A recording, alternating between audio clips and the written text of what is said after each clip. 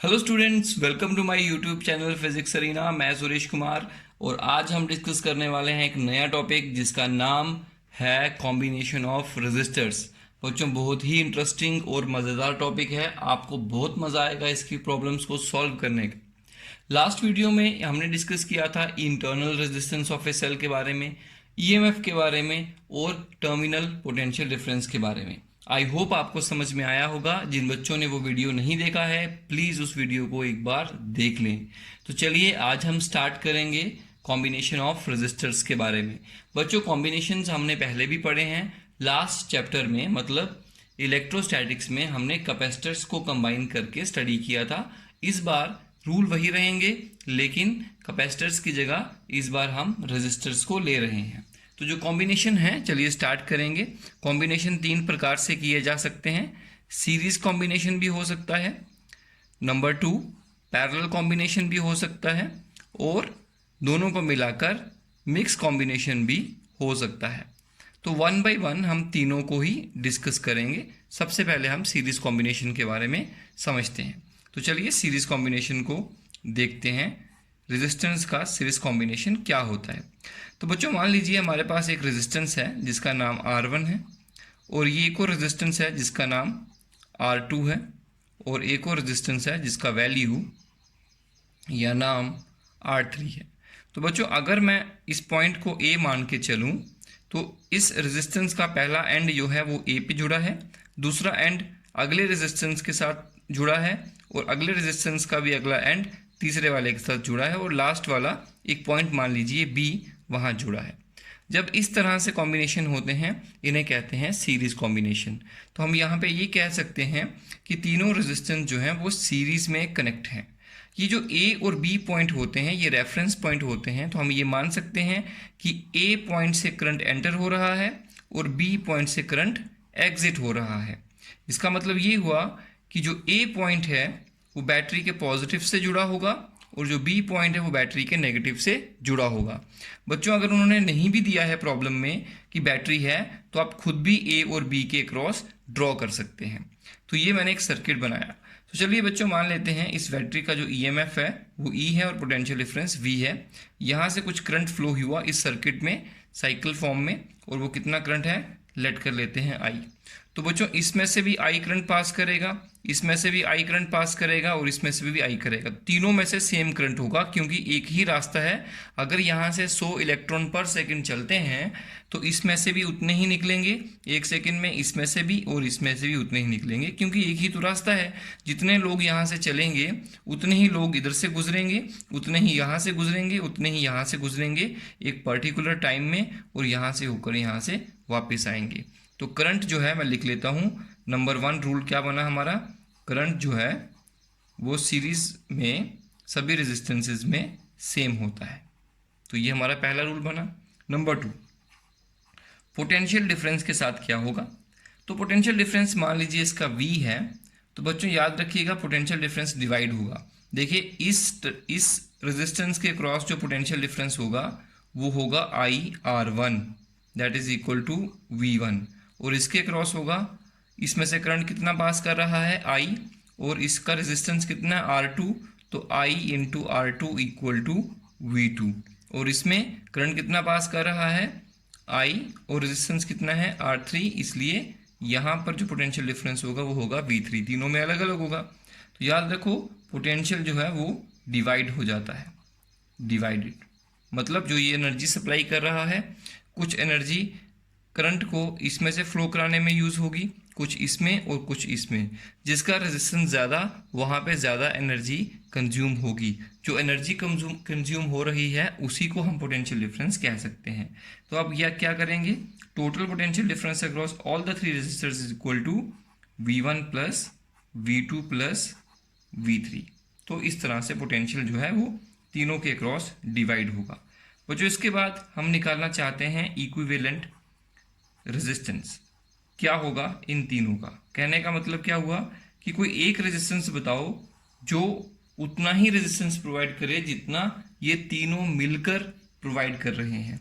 तो उसको निकालने का फॉर्मूला होता है, तरीका होता है। उसका तरीका ये है कि पहले उसको लिखो जो डिवाइड हो रहा है। तो V equal to V1 plus V2 plus V3, फिर इसको डिवाइड करो जो सेम रह रहा है, तो सेम क्या रहेगा, करंट, तो यहाँ पे करंट आएगा।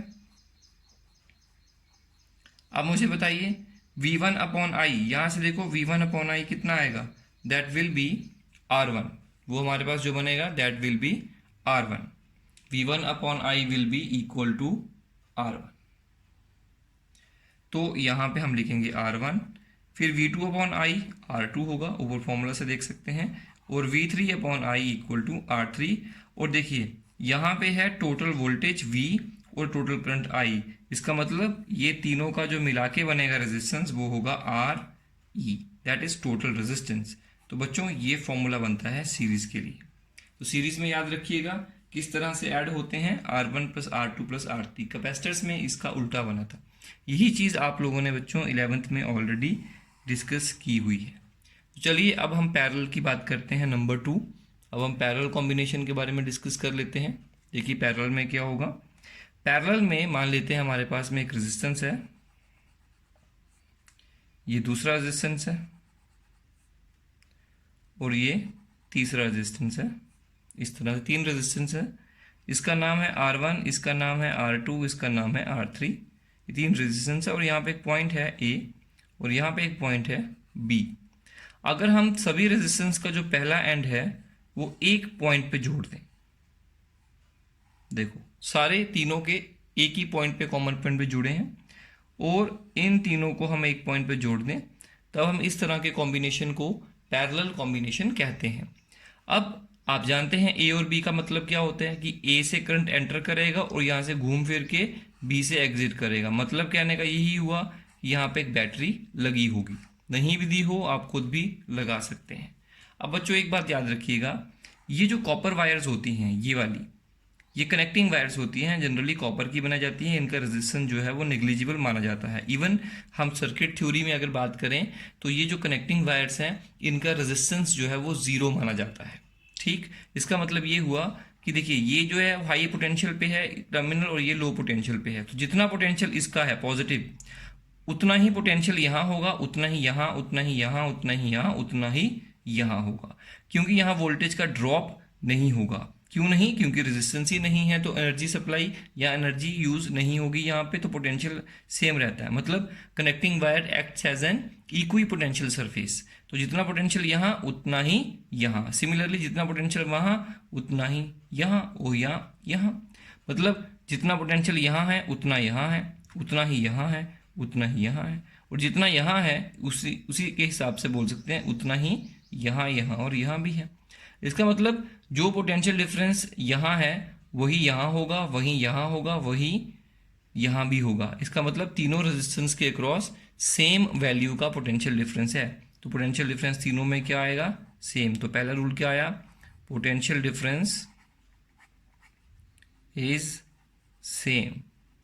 अब नंबर 2 देखिए, यहाँ से करंट चलता है I, यहाँ से जब करंट जाएगा तो बच्चा करंट डिवाइड होगा, I1 देखिए I2 और नीचे की तरफ जाएगा I3, 3 हिस्सों में डिवाइड हो गया, 3 रास्ते थे, और यहाँ से वापस आके दोबारा मिलकर I करंट बनाएगा, तो I डिवाइड हुआ, तो I equal to I1 plus I2 plus I3। अब नंबर 3 क्या निकालना है, इक्विवेलेंट रेजिस्टेंस।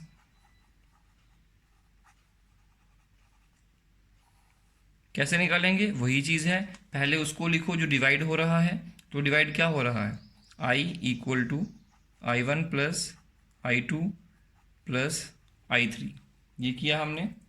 इसके बाद इसको डिवाइड करें जो सेम है, तो V सेम है सबके लिए, तो I1 अपॉन V जो होगा वो किसके बराबर होगा, देखिए इसमें करंट जा रहा है I, तो यहाँ पर जो पोटेंशियल डिफरेंस होगा, यहाँ इसका रेजिस्टेंस R1 है, तो आप जानते हैं V पोटेंशियल डिफरेंस है, करंट I1 है, तो I1 R1 equal to V, और यहाँ पर सॉरी आपको दिखा नहीं होगा, I1 R1 equal to V, और इसका V कितना होगा, I2 इंटू R2। मतलब किसी भी रेजिस्टेंस के अक्रॉस जो पोटेंशियल का डिफरेंस होगा उसके टर्मिनल्स पे, वो किसके बराबर आता है कि उसमें से करंट कितना जा रहा है मल्टीप्लाई उसका रेजिस्टेंस कितना है। तो देखिए अगर I1 R1 V है तो I1 अपॉन V क्या होगा, 1/R1। यहाँ लिखेंगे 1/R1। इसी तरीके से यहाँ लिखेंगे 1/R2 और यहाँ लिखेंगे 1/R3। ये टोटल वोल्टेज है V, टोटल करंट है, तो टोटल रेजिस्टेंस आ गया RE। तो देखिए बच्चों, ये फॉर्मूला हो गया, ये पैरेलल कॉम्बिनेशन के लिए फॉर्मूला बन गया है। तो चलिए बच्चों, इसके बाद हम कुछ प्रॉब्लम्स को देखते हैं, किस तरह से हम अलग अलग तरह के सर्किट्स को, उसके कॉम्बिनेशंस को सॉल्व करेंगे, वो चलिए समझते हैं। पर इससे पहले मैं आपको मिक्स कॉम्बिनेशन के बारे में थोड़ा सा आइडिया दे देता हूँ, मिक्स कॉम्बिनेशन किस तरह से देखा जाता है। तो बच्चों मान लेते हैं कि मेरे पास एक रेजिस्टेंस है, ये एक रेजिस्टेंस है और ये दूसरा रेजिस्टेंस है। आपको बहुत ज़रूरी है समझना कि कुछ रेजिस्टेंसेस जो मिलेंगे होंगे आपको, वो सीरीज़ में कब होंगे और पैरेलल में कब होंगे। तो सबसे पहली प्रॉब्लम को हम समझते हैं। यहाँ पे बच्चों 3 रेजिस्टेंस लगे हैं सीरीज़ में।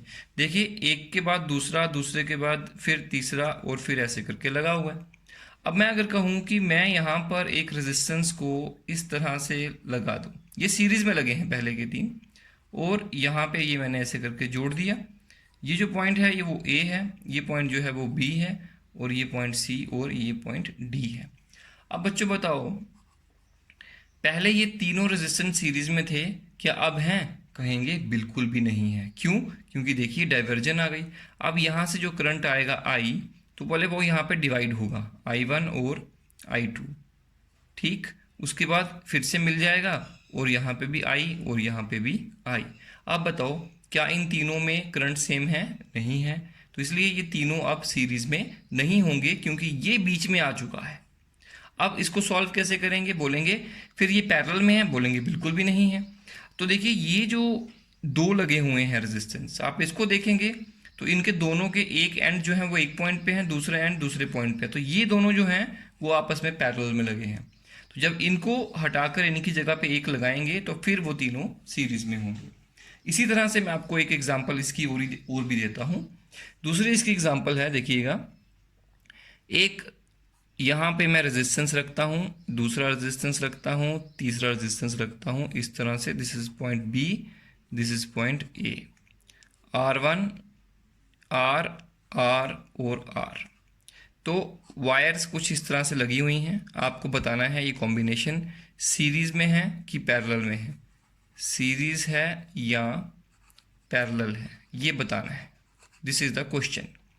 आप कैसे पहचानेंगे? देखिएगा, हमें कनेक्शंस को स्टडी करना पड़ेगा। कभी भी किसी सर्किट की शक्ल पे मत जाओ, उसके कनेक्शंस को वेरीफाई करो। तो बच्चों देखते हैं, यहाँ पर मैं आपको एक बात समझाता हूँ। देखिएगा, ये जो पहला रेजिस्टेंस है, इसका एक एंड कहाँ लगा है? A के ऊपर, ठीक है। और इस दूसरे रेजिस्टेंस का भी एक एंड कहाँ पे जाके जुड़ा हुआ है? देखिए A पर है। और तीसरे वाले का भी एक एंड कहाँ पे जुड़ा हुआ है? ये देखिए A पर है। इसके अलावा अब दूसरे वाले का देखिए, पहले वाले रेजिस्टेंस का दूसरा एंड जो है वो कहाँ जुड़ा है? देखिए सीधा B पे है। तो दूसरे वाले का, पहले वाले का और दूसरे वाले का, दोनों का कॉमन पॉइंट सीधा B पे, और ये भी B पे। तो तीनों का एक टर्मिनल और एक टर्मिनल, तीनों मिलकर कहाँ है? A पे जुड़े हैं, और दूसरे टर्मिनल जो है वो B पे जुड़े हैं। तो इस तरह के कॉम्बिनेशन को हम कहते हैं पैरेलल कॉम्बिनेशन। तो इसलिए ये पैरेलल कॉम्बिनेशन होगा। इसको आप दोबारा भी रीड्रॉ कर सकते हैं। जब रीड्रॉ करेंगे तो आप इसको ऐसे बना सकते हैं, सिंपली R, R और R, इन तीनों को जोड़ दीजिए A पे और तीनों को जोड़ दीजिए B पे। सिंपल है। तो इसको, इसकी शक्ल पे मत जाइए, आप इसके कनेक्शंस को चेक करिए। कनेक्शन को चेक करने से ही पता लगेगा आपको कि सीरीज में है कि पैरेलल में है। तो चलिए बच्चों, एक और क्वेश्चन करते हैं इसके ऊपर ही। तो मान लेते हैं हमारे पास में एक इस तरह से एक बैटरी लगी हुई है। यहाँ पे बैटरी जो है वो 2 वोल्ट की है, और यहाँ पे एक रेजिस्टेंस है इस तरह का, ये देखिए, और एक रेजिस्टेंस कुछ इस तरह से लगा है, और ये इस तरह से लगा है। अब आप इसको पहचान सकते हैं कि सीरीज़ में है कि पैरेलल में है। तो भाई बताना तो बहुत मुश्किल है, ना सीरीज़ में है ना पैरेलल में है। कैसे है? देखिए, सबसे पहले करंट यहाँ से चलेगा, ये करंट चला, जैसे वो ए पे पहुंचा उसके 2 हिस्से हो गए। ये देखिए, यहाँ से आएगा ऐसे करके, और दोबारा ये मिलकर इधर से निकल जाएगा। ऐसा लग रहा है कि अगर आप देखेंगे ए और बी के क्रॉस देखेंगे तो आपको ये वाला रेजिस्टेंस जिसका वैल्यू 30 ओम है और इसका भी 30 ओम है और इसका 20 ओम है, दैट इज़ ऑल्सो सॉरी यहाँ पे इसको 30 ले लीजिए। ये दोनों जो हैं वो सीरीज़ में लग रहे हैं, क्योंकि अगर यहाँ से करंट जो भी आएगा वो यहाँ से पूरा पास करके निकलेगा। तो ए और बी के अक्रॉस ये दोनों जो रेजिस्टेंस हैं बोथ आर इन सीरीज, इसलिए हम इन दोनों को हटाकर यहाँ पे एक ही रेजिस्टेंस लगा देंगे और हमारी नेक्स्ट जो रीड्रॉ बनेगा, रीड्रॉ करेंगे डायग्राम को, वो कैसे होगी, this is point A, this is 30 ohm like this is point B, this is 30 ohm. और बच्चों यहाँ पे एक ही रेजिस्टेंस लगा दो, दोनों को हटाकर 30 + 30 सीरीज में है तो 60 हो गया, 60 ओम। तो ये पॉइंट आ गया इस तरह से। अब बच्चों बताओ ये दोनों रेजिस्टेंस अब सीरीज में है कि पैरेलल में है, तो कहेंगे पैरेलल में है।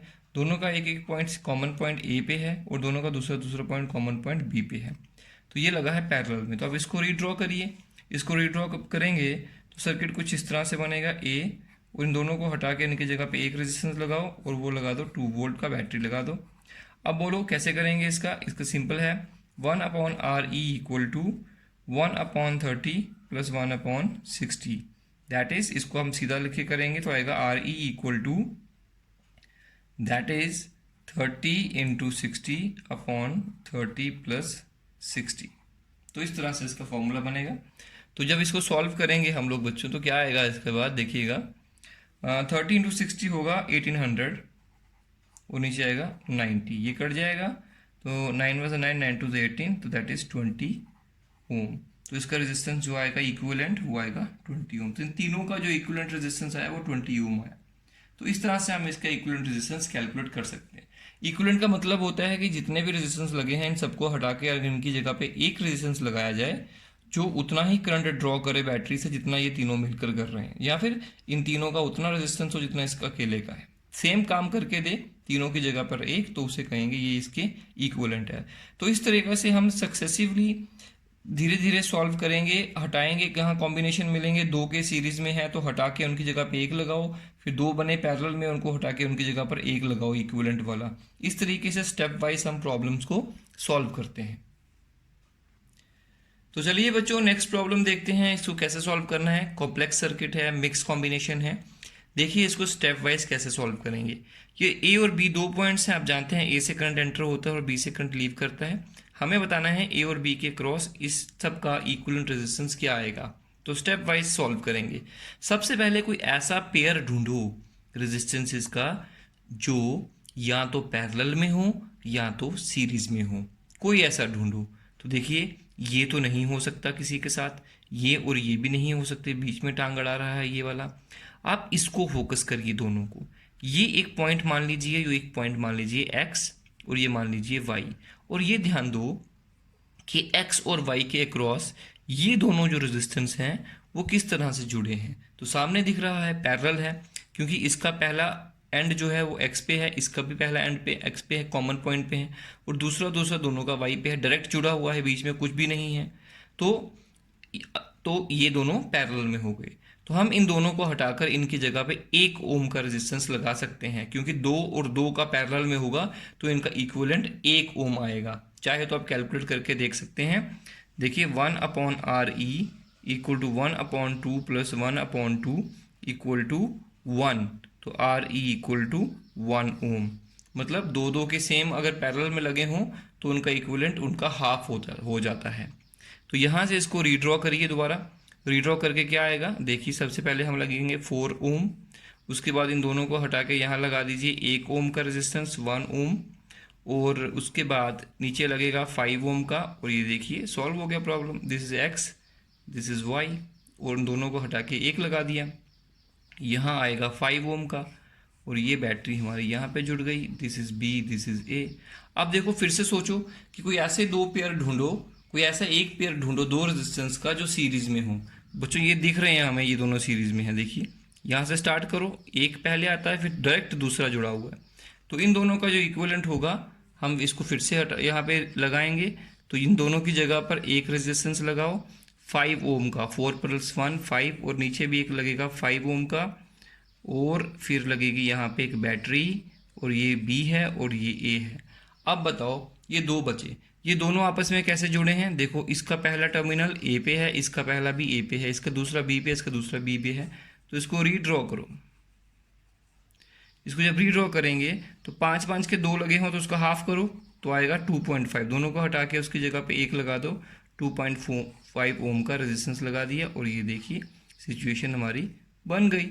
This is the answer, 2.5 ohm is the equivalent resistance. तो बच्चों इस तरह से कुछ प्रॉब्लम्स को हम सॉल्व कर सकते हैं। मेथड्स और भी हैं लेकिन आगे चलकर डिस्कस करेंगे, पर पहले सिंपल वाली प्रॉब्लम्स को हम इस तरह से सीख सकते हैं। तो चलिए बच्चों नेक्स्ट प्रॉब्लम देखते हैं। ये एक सर्कल है, सर्कल में 3 रेजिस्टेंस लगे हुए हैं, हमें बताना है ए और बी के क्रॉस इक्विवेलेंट रेजिस्टेंस। बच्चों इसको बड़े आराम से समझिएगा। देखिए ये वाला रेजिस्टेंस, ये वाला और ये वाला, पहले इनको फोकस करते हैं। इस रेजिस्टेंस का एक एंड जुड़ा है इस पॉइंट पे, इसका भी एक एंड जुड़ा है इस पॉइंट पे, और इसका भी एक एंड जुड़ा है इस पॉइंट पे। मतलब तीनों का एक पॉइंट जो है वो कॉमन है, एक टर्मिनल कॉमन पॉइंट पे जुड़ा है। और दूसरी तरफ दूसरा वाला जो है वो कहाँ जुड़ा है? बी पे। इसका भी दूसरा वाला पॉइंट कहाँ जुड़ा है? डायरेक्ट बी पे। और इसका भी दूसरा वाला टर्मिनल कहाँ जुड़ा है? डायरेक्ट बी पे। कहने का मतलब ये पॉइंट और बी पॉइंट के बीच में ये तीनों रेजिस्टेंस जो हैं वो पैरेलल में जुड़े हुए हैं। इसका मतलब हम ऐसा बना सकते हैं कि दिस इज पॉइंट बी, और यहाँ से 3 रेजिस्टेंस जुड़े हैं, पहला, दूसरा और तीसरा। इसको हम रीड्रॉ कर रहे हैं। तो देखिए यहाँ पे इसको ऐसे बना लीजिए। देखो तारों का आगे पीछे करने से, वायर्स को आगे पीछे करने से सर्किट में कोई फर्क नहीं पड़ता। This is R, this is R, this is also R. तो देखिए बी पॉइंट से ही इधर रास्ता जा रहा है, बी से ही इधर को रास्ता जा रहा है, और बी से ही इधर को रास्ता आ रहा है। तो मैंने ऐसे ही किया, देखो बी से ही तीनों में रास्ता जा रहा है। फिर ये तीनों जो हैं वो एक ही कॉमन पॉइंट पर जुड़े हुए हैं, तो मैंने जोड़ दिया इसको। ये पॉइंट, ये वाला जो है इसको एक्स बोल लो, तो ये आपका एक्स पॉइंट आ गया। ठीक है, एक्स और बी के बीच में ये तीनों पैरेलल में जुड़े हैं। उसके बाद एक्स के आगे देखो ये एक रेजिस्टेंस और लगा है जो ए पे आगे ख़त्म होता है। तो एक्स से एक वायर लो, उसके आगे एक रेजिस्टेंस लगाओ, वो भी आर वैल्यू का है, सेम वैल्यू है सबकी, और यहाँ पे एक पॉइंट आता है ए। तो बच्चों आप देखिए ये तीनों सीरीज में हैं, इसलिए इसका वैल्यू आएगा, इनको तीनों को हटा के इनकी जगह पे एक रेजिस्टेंस लगाओ जिसका होगा R/3 वैल्यू। तो आप कैलकुलेट कर सकते हो इस तरह से, RE equal to 1/RE equal to 1/R1 plus 1/R2 plus 1/R3, ऐसे करके करके R/3 आएगा। और उसके आगे एक और रेजिस्टेंस लगा है जिसका नाम है R। तो बच्चों R/3 और R कितना होता है? R/3 plus R equal to, ये इधर मल्टीप्लाई होगा 4/3R। तो इसका जो दोनों को हटा के सीरीज में लगे हैं, एक रेजिस्टेंस लगा दो यहाँ पे, और ए और बी के क्रॉस एक रेजिस्टेंस लगा है 4/3R वैल्यू का। तो this is the equivalent resistance.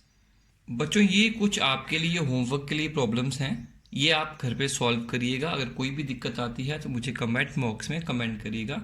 अगर आप ये प्रॉब्लम्स को सॉल्व कर लेते हैं तो मतलब समझिएगा कि आपको ये कॉन्सेप्ट समझ में आ गया।